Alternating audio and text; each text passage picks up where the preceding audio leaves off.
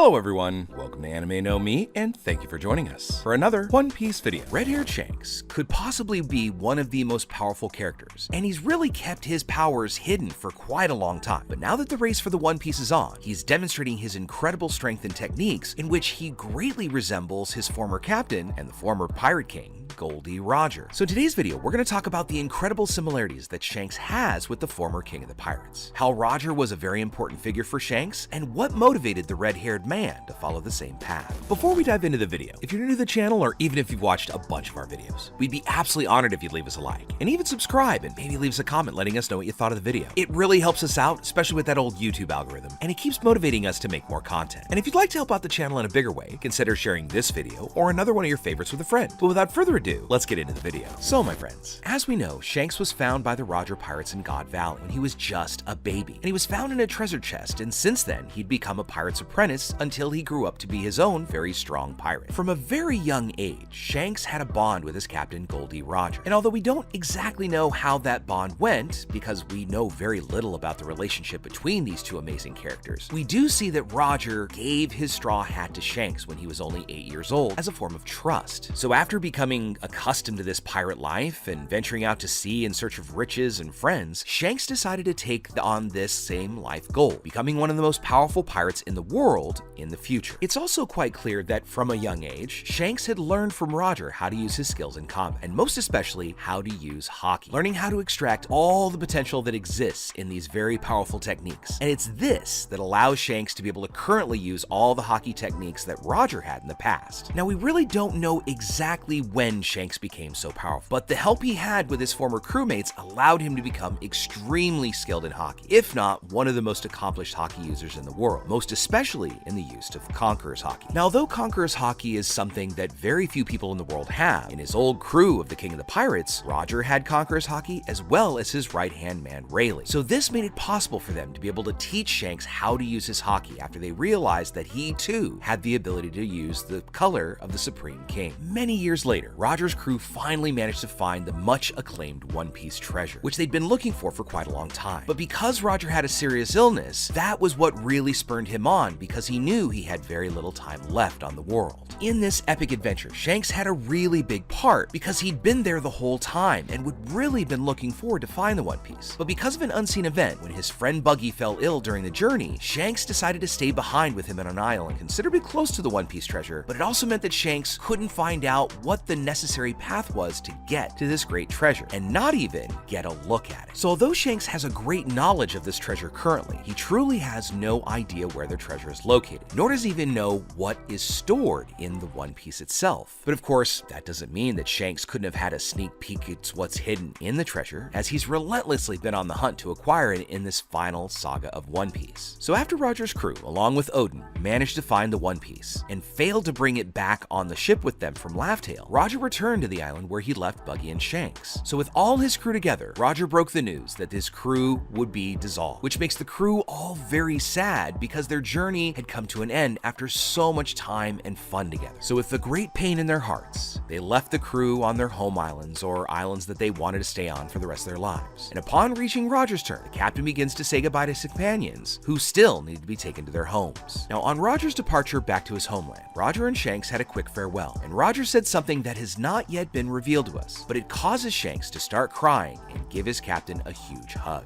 There has been much speculation in the community about what Roger may have actually said to Shanks, such as being sick or close to losing his life, or even why the crew was being disbanded, or even possibly where Shanks came from. However, Roger managed to find this small red-haired baby in a chest in God Valley that had been caused by the pirate Roxty Zebek so many years prior. But whatever it was, this made Shanks cry because he finally learned something, maybe about his history, or possibly even that he could find more clues of who his parents might be in the future. Although the relationship between Roger and Shanks didn't go super deep in the work of One Piece, it's still possible to see that they are great friends. Not necessarily like father and son, but perhaps of an uncle and nephew, but truly great friends. And Shanks' friendship with Roger is quite similar to that of Shanks and Luffy, because both had the same dreams, and there was even that famous scene where we see the hat, that iconic straw hat, passed on to the next generation of pirates. At his captain's execution, Shanks cried and still thinks about him from time to time, and even compares Luffy to Roger upon meeting him. After Ace lost his life, Shanks commented on how he and Roger were so similar in some ways. Although Shanks is still no longer tutored by Roger, he still acquired much of his personality and abilities known worldwide to be Roger's strongest. Shanks inherited his leadership style and even recruited only pirates who didn't have the power of a devil fruit, using only Haki with certain kinds of weapons. And this demonstrates that Shanks may indeed be inspired by his former captain Roger to be able to follow the same steps and finally obtain the One Piece treasure. Now, although Roger was the captain and responsible for taking care of Shanks, the other older pirates took a role in training the younger pirates in the crew as well, but it was mainly done by Silver's Rayleigh, who was of course Roger's right-hand man. Because of Shanks and Buggy's constant fights and conflicts, Rayleigh was always furious with the two children and always had to stop their fighting. There were even certain situations where Rayleigh even beat the two young pirates in an attempt to talk sense into them. And although this isn't confirmed, it's quite likely that Rayleigh may have also helped Roger train the two young pirates, as Rayleigh possesses